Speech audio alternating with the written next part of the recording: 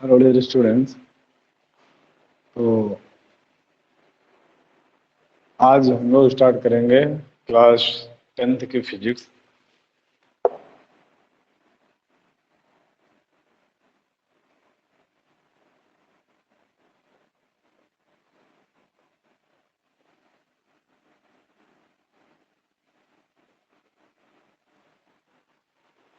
ठीक, आज हम लोग स्टार्ट करेंगे क्या, क्लास 10th की फिजिक्स। आप जरा इससे पहले जरा समझ लीजिएगा भैया। ठीक, इससे पहले जरा समझ लीजिएगा, ध्यान दीजिए। देखिए, हम लोगों ने इससे पहले जो है, इससे पिछले लेक्चर में शायद गोलीय दर्पण से संबंधित कुछ परिभाषाएं हम लोग सीख रहे थे वहां पर। ठीक, और उसमें हम लोगों ने जो है मुख्य फोकस दर्पण का द्वारक आदि हम लोगों ने सब सीख लिया था। और आज हम लोगों को शायद जो है फोकस दूरी के बारे में पढ़ना था, या उसके मुख्य फोकस के बारे में पढ़ना था। ठीक, इन सब चीज़ों के बारे में आज हम लोगों को पढ़ना था। और फिर हम लोग आज आगे और भी बातों के बारे में पढ़ेंगे। ठीक, और भी चीज़ों के बारे में आज हम लोग सुनेंगे आकर के और पढ़ेंगे भी। तो उससे पहले ज़रा एक बार ये बता दीजिएगा भैया ज़रा कि आवाज़ वगैरह बिल्कुल परफेक्ट आ रही है, किसी को कोई आवाज़ वगैरह में प्रॉब्लम तो नहीं है, कोई इशू तो नहीं है, जल्दी से बताइएगा।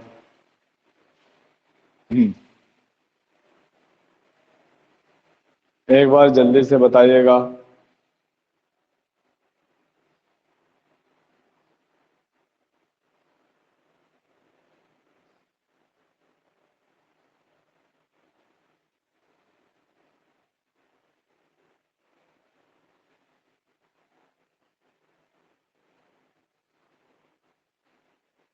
शिवांग पटेल,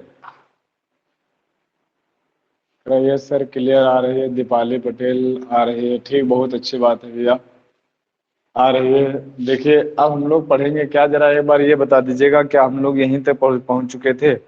ठीक, आज हम लोग फोकस, मुख्य फोकस के बारे में आज हम लोग पढ़ने वाले हैं। मुख्य फोकस क्या होता है? ठीक, सुन लीजिएगा जरा, मुख्य फोकस के बारे में सब लोग ध्यान दीजिएगा जरा। देखिए, बच्चे और भी जुड़ते जा रहे हैं धीरे धीरे सभी लोग।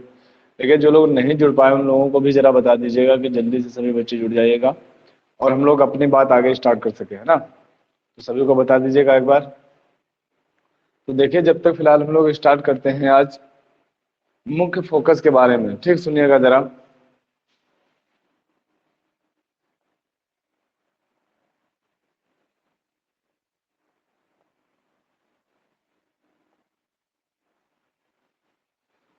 देखिए, मुख्य फोकस होता क्या है, सबसे पहले ये बात हम लोग जान लेंगे आकर के। देखिए, दोनों दोनों प्रकार के दर्पणों के लिए हमने आपको उत्तल दर्पण और अवतल दर्पण दोनों के बारे में पढ़ाया था, है ना। हमने आपको उत्तल दर्पण और अवतल दर्पण दोनों के बारे में पढ़ाया था। तो सबसे पहले हम लोगों को देखना ये है भैया, देखिए, जब हम लोगों ने एक दर्पण बना लिया, हम लोगों ने एक ये दर्पण बना लिया और इस पर बाहरी भाग पर हम लोगों ने पॉलिश कर दी। अंदर वाले भाग को, अंदर वाला जो पृष्ठ है परावर्तक पृष्ठ है, तो ये जो दर्पण होगा हमारा, ये कैसा होगा? अवतल दर्पण होगा। ये दर्पण हम लोगों का कैसा होगा? अवतल दर्पण होगा। इसके बाद फिर हम लोगों ने देखे क्या क्या, इसके बाद दूसरा एक दर्पण बना लिया, ये जिसके अंदर वाले भाग पर हम लोगों ने पॉलिश कर ली। ठीक, बाहर वाला पृष्ठ जो है वो परावर्तक पृष्ठ है। तो ये जो दर्पण है हम लोगों का कौन सा होगा? उत्तल दर्पण होगा। ठीक, अब ये बात तुम लोग पढ़ गए। देखिए, इसमें हम लोगों ने मुख्य अक्ष, दर्पण का ध्रुव, वक्रता केंद्र, इन सब चीजों के बारे में हम लोगों ने पहले ही पढ़ लिया था, है ना। इन सब चीजों के बारे में हम लोगों ने पहले ही पढ़ लिया था। देखिएगा जरा, ये हो गया भैया मुख्य अक्ष, और ये हो गया क्या? दर्पण का ध्रुव, और इधर हमने मान लिया क्या हो गया? वक्रता केंद्र सी हो गया। यहाँ पर अगर हम लोग देखेंगे आकर के, ध्यान दीजिएगा जरा, ये हो गया दर्पण का ध्रुव, और इधर कहीं पर हो गया क्या? वक्रता, मान लिया यहाँ पर हो गया करके क्या? वक्रता केंद्र। जो भी इसका केंद्र होगा उसी को हम लोग वक्रता केंद्र कहते हैं। ठीक, गोले का वह केंद्र जिसका कि दर्पण एक भाग होता है क्या कहलाता है? वक्रता केंद्र कहलाता है। ठीक, ये बात भैया बहुत पहले आप लोग जानते हैं, पहले से आपको बताया जा चुका है। देखिए, अब हम लोग करेंगे क्या यहाँ से, देखिए क्या करते हैं। देखिए, कहते हैं कि यहाँ से मुख्य अक्ष के समांतर आ रही थी प्रकाश की किरणें।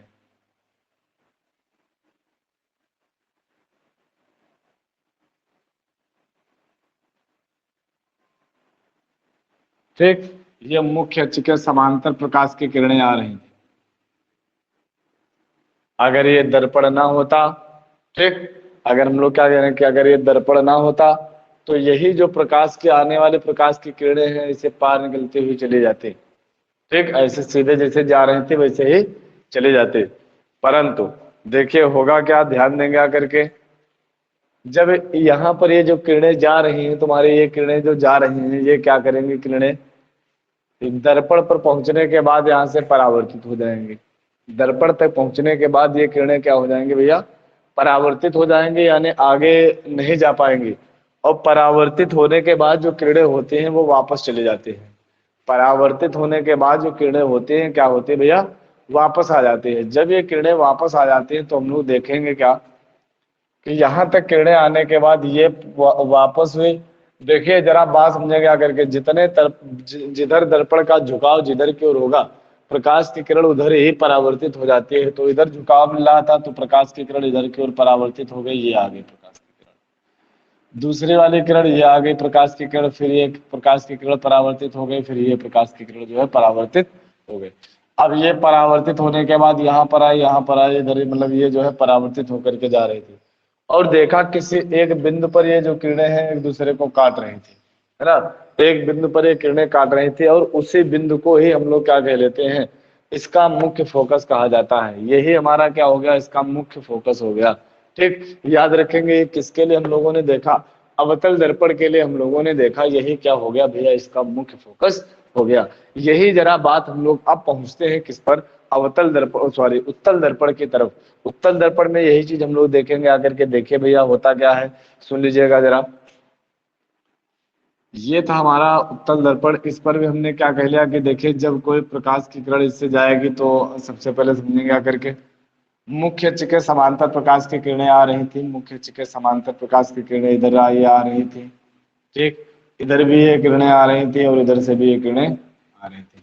तो मुख्य अक्ष के समांतर जो किरणें आती हैं, देखना वो लोग क्या कंडीशन बनाते हैं आकर के, ये आने वाली किरणें हैं, इनको हमने देखे, इनके आने का जो है जो निशान प्रदर्शित होने वाला है उनको हमने प्रदर्शित किया कि ये किरणें जो है आ रही हैं।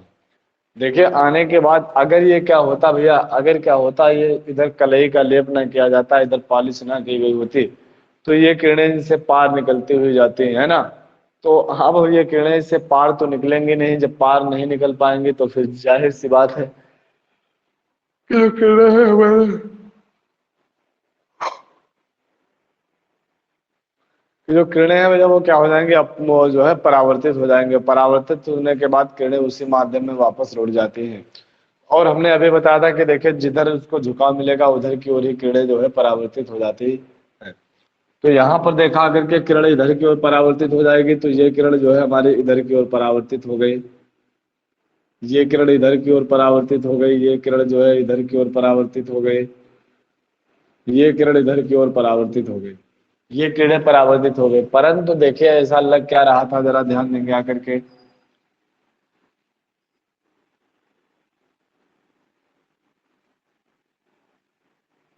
ये किरण इधर की ओर जा रही, ये किरण भी इधर की ओर जा रही, ये किरण भी इधर की ओर जा रही है और ये किरण भी जो है हमारे इधर की ओर जा रही है। ठीक, ध्यान देंगे जरा, इनको बिल्कुल इसे सीधे रखेंगे आकर के। ये किरण मतलब जो है इधर की ओर परावर्तित होती है, ये इससे परावर्तित होती है। ठीक, ये फिलहाल सही है, ये भी, इसका भी काम सही है, इसको जरा सही कर देंगे आकर के। अरे ये इधर की ओर परावर्तित होती है। अब जरा हम लोगों ने देखा क्या कि जो किरणें हमारे ये परावर्तित होने के बाद आई हैं, जो किरणें परावर्तित होकर के आई हैं, ये लग क्या रहा था, ऐसा प्रतीत हो रहा है कि ये यहाँ से किरणें परावर्तित होने वाली जो किरणें ये इधर से जा रही है। देखिए ये लग रहा है इधर से जा रही है, ये वाली किरण ये जा रही है, ये किरण ये जा रही है, ये वाली किरण हमारी जो है ये जा रही है ना, ये वाली किरण हमारी जो है ये जा रही है, हमें ऐसा लग रहा है। परंतु ऐसा प्रतीत हो रहा है, ऐसा प्रतीत हो रहा है, जब बताइएगा जब ऐसा प्रतीत हो रहा है हमें, है ना, जब हम लोगों को ऐसा प्रतीत हो रहा है तो यही हमारा जो होगा इसको हम लोग क्या कह लेंगे, मुख्य फोकस कहेंगे आकर के। अब परिभाषा जरा देख लेते हैं। देखिए परिभाषा हम लोग क्या देंगे इसकी, ध्यान दीजिएगा जरा सभी लोग बहुत अच्छी तरीके से। कहेंगे देखिएगा भैया, कहेंगे कि मुख्य अक्ष के समांतर चलने वाली प्रकाश की किरणें। ठीक, हमने क्या कहा भैया, मुख्य अक्ष के समांतर चलने वाली प्रकाश की किरणें दर्पण तक पहुंचने के बाद ठीक परावर्तित होते हैं, और परावर्तित होने के बाद यानी परावर्तन की घटना के बाद मुख्य अक्ष के जिस बिंदु पर वास्तव में मिलते हैं या मिलते हुए प्रतीत हो जाते हैं, मुख्य अक्ष के जिस बिंदु पर वास्तव में मिलते हैं या मिलते हुए प्रतीत हो जाते हैं, उसी को हम लोग क्या कहते हैं, उस दर्पण का मुख्य फोकस कहते हैं। याद रखिएगा, दर्पण के मुख्य फोकस की अगर हम लोग बात करें तो क्या कहेंगे कि मुख्य अक्ष के समांतर चलने वाली प्रकाश की किरणें, मुख्य अक्ष के समांतर चलने वाली प्रकाश की किरणें दर्पण से परावर्तन के पश्चात, दर्पण से परावर्तन के पश्चात मुख्य अक्ष के जिस बिंदु पर वास्तव में मिलते हैं या मिलते हुए प्रतीत होती हैं, उस बिंदु को ही हम लोग क्या कहते हैं, दर्पण का मुख्य फोकस कहते हैं। देखिए इस बात को जरा लिखकर भी बता दिया, जरा लिख लीजिएगा। कहेंगे देखिए मुख्य अक्ष के समांतर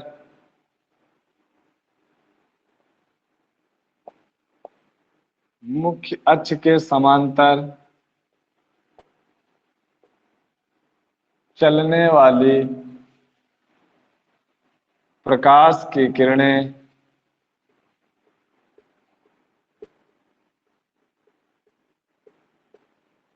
दर्पण से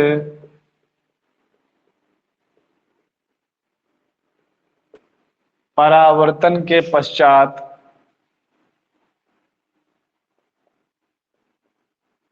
दर्पण से परावर्तन के पश्चात मुख्य अक्ष के जिस बिंदु पर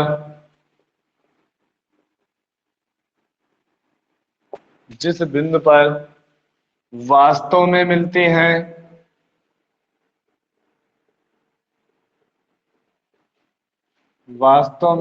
हैं या मिलती हुई प्रतीत होती हैं,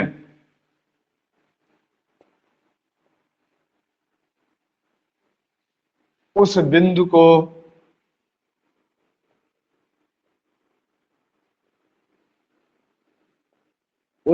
को दर्पण का मुख्य फोकस कहते हैं।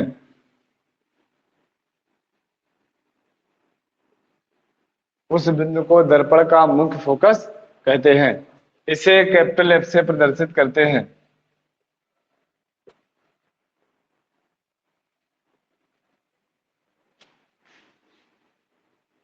इसे कैपिटल एफ से प्रदर्शित करते हैं। कहेंगे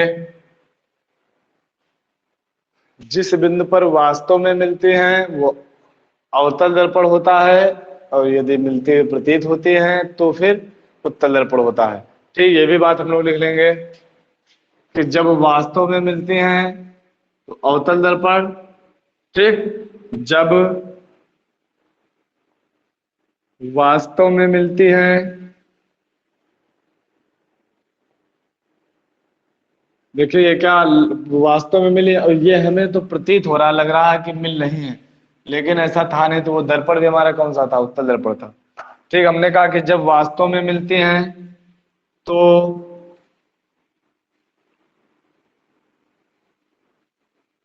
अवतल दर्पण, ठीक, जब वास्तव में मिलते हैं तो अवतल दर्पण, तथा जब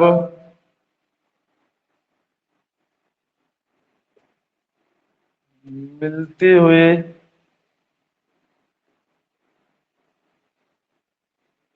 प्रतीत होते हैं तो उत्तल दर्पण होता है। ठीक, उत्तल दर्पण होता है। और भी थोड़ी सी बात हम लोग यहाँ पर ये कह सकते हैं कि देखिए अवतल दर्पण का मुख्य फोकस अवतल दर्पण के सामने तथा उत्तल दर्पण का मुख्य फोकस उत्तल दर्पण के पीछे होता है। तो यहाँ पर हम लोग लिख सकते हैं, क्या कहेंगे, अवतल दर्पण का मुख्य फोकस दर्पण के सामने तथा उत्तल दर्पण का फोकस दर्पण के पीछे होता है। ठीक, ये बात भी भैया सभी लोगों को अच्छी तरीके से समझ में आ रही होगी। जरा बता दीजिएगा एक बार, क्या ये सब जितना पढ़ाया गया बताया गया क्या सभी लोगों को समझ में आ रहा है? जल्दी से एक बार बता दीजिएगा सभी लोग, है ना, जल्दी से बताइएगा।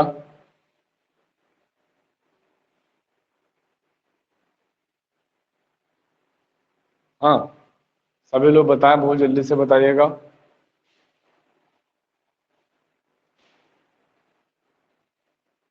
फिर दीपाली पटेल को आ रहा है, शिवांग आ रहा है, पीपी पटेल आ रहा है, प्रज्ञा पटेल आ रहा है, माही पटेल आ रहा है। ठीक, अच्छी बात है भैया, है ना, अच्छी बात है। अगर सब लोगों को समझ में आ रहा है बहुत अच्छी चीज है। देखिए, तो अब हम लोग अगर फोकस दूरी की बात करें, ठीक, फोकस दूरी क्या होती है? फोकस दूरी तो कुछ भी नहीं कहेंगे, अगर के कहेंगे, देखिए, दर्पण के ध्रुव से मुख्य फोकस तक की दूरी को फोकस दूरी कहते हैं, इसे स्मॉल एफ से प्रदर्शित करते हैं।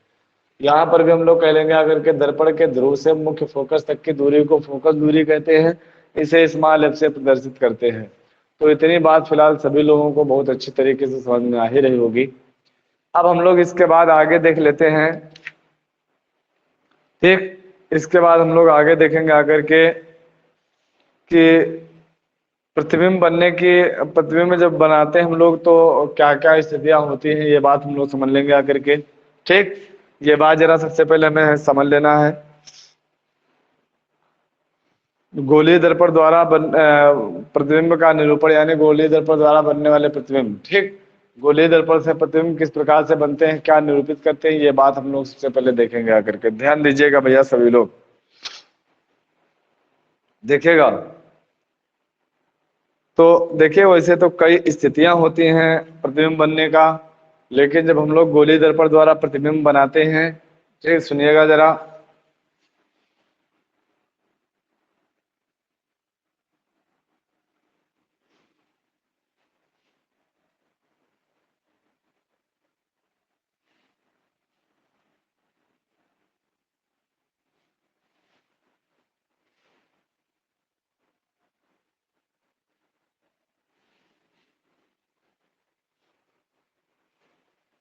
गोलीय दर्पण द्वारा बने प्रतिबिंब का निरूपण। ठीक, आगे हम लोग देख लेंगे गोलीय दर्पण द्वारा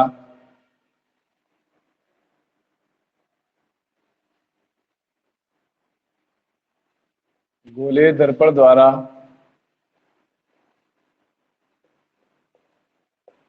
बनने वाले प्रतिबिंब का निरूपण।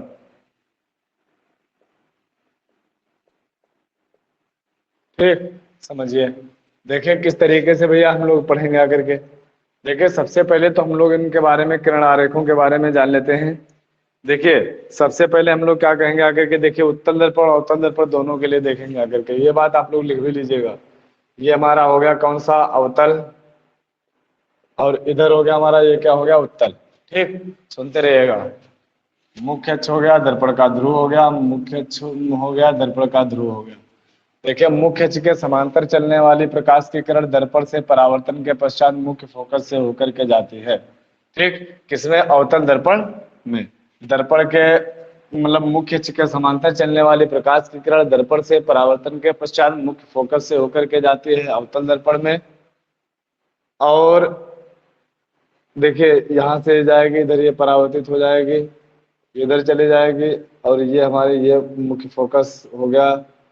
तो देखना, और ये दर्पण हमारा कौन सा हो गया था, उत्तल दर्पण। परिभाषा देखिए हम लोग क्या देंगे आकर के, कहेंगे मुख्य अक्ष के समांतर चलने वाली प्रकाश की किरण दर्पण से परावर्तन के पश्चात मुख्य फोकस से होकर के जाती है अवतल दर्पण में, मुख्य फोकस से जाती हुई प्रतीत होती है उत्तल दर्पण में। ठीक, पहला स्टेप हो गया।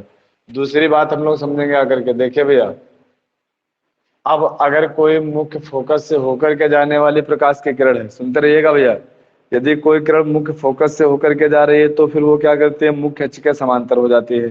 ठीक, तो वो क्या करती है भैया, मुख्य अक्ष के समांतर हो जाती है। यानी मुख्य फोकस से होकर के जाने वाली प्रकाश की किरण, उल्टा बात समझेंगे आकर के, उल्टा बात, मुख्य फोकस से होकर के जाने वाली प्रकाश की किरण दर्पण से परावर्तन के पश्चात मुख्य अक्ष के समांतर हो जाती है, किसमें, अवतल दर्पण में। ठीक, मुख्य अक्ष के समांतर जाने वाले प्रकाश की किरण दर्पण से परावर्तन के पश्चात, ठीक, दर्पण से परावर्तन के पश्चात मुख्य अक्ष के समांतर हो जाती है अवतल दर्पण में। और यहाँ से फिर बात समझ लेंगे आकर के, देखिएगा भैया, सुनते रहिएगा। दूसरी बात कहेंगे आकर के हम लोग कि देखिए, अब की बार भी हम लोग क्या कहेंगे, कहेंगे मुख्य फोकस की ओर आने वाली प्रकाश की किरण, ठीक, मुख्य फोकस की ओर आने वाली प्रकाश की किरण, ये इधर लग रहा था मुख्य फोकस की ओर आ रही, दर्पण से परावर्तन के पश्चात मुख्य अक्ष के समांतर हो जाती है, मुख्य अक्ष के समांतर हो जाती है। ठीक, ये भी बात हम लोगों को भैया समझ लेनी है। ये किसके लिए होता है, उत्तल दर्पण के लिए होता है। फिर अगर आगे हम लोग अगर बढ़ेंगे आकर के, देखिएगा, दर्पण बना हुआ हमारा उत्तल दर्पण हमने बना लिया, सॉरी अवतल दर्पण बना लिया, अवतल दर्पण। देखिए एक कंडीशन होती है, ये तो मुख्य फोकस हो गया था, ये मान लिया वक्रता केंद्र हो गया था। कहेंगे वक्रता केंद्र की ओर, वक्रता केंद्र से आने वाली प्रकाश की किरण दर्पण से परावर्तन के पश्चात वक्रता केंद्र से ही वापस चली जाती है। ठीक, किसमें, अवतल दर्पण में। जबकि उत्तल दर्पण में क्या होता है, ठीक, हम लोग क्या कहेंगे आकर के, ठीक, ये हो गया था हमारा क्या, वक्रता केंद्र। ठीक, ये हो गया था हम लोगों का, सॉरी इधर होगा यार वक्रता केंद्र, गड़बड़ कर लो, इधर होगा वक्रता केंद्र। वक्रता केंद्र की ओर आने वाली प्रकाश की किरण दर्पण से परावर्तन के पश्चात वक्रता केंद्र से ही वापस चली जाती है। वक्रता केंद्र की ओर आने वाली प्रकाश की किरण दर्पण से परावर्तन के पश्चात वक्रता केंद्र से ही जाती हुई प्रतीत होती है, किसमें, उत्तल दर्पण में। ये कुछ तीन स्थितियां थी, तीन स्थितियों के बारे में हम लोगों ने जान लिया। अब अवतल दर्पण द्वारा किस तरीके से प्रतिबिंब बनते हैं, क्या होता है, ये हम लोग जो है नेक्स्ट वीडियो में सीखेंगे, पढ़ेंगे। फिलहाल आज के वीडियो में जितना सभी लोगों को अच्छी तरीके से समझ में आ गया होगा, जरा एक बार बता दीजिए भैया, आ गया समझ में। चलिए अब हम मिलते हैं आपको जो है नेक्स्ट वीडियो में, तब तक के लिए आप लोग इतना जो है अच्छी तरीके से पढ़ डालिएगा।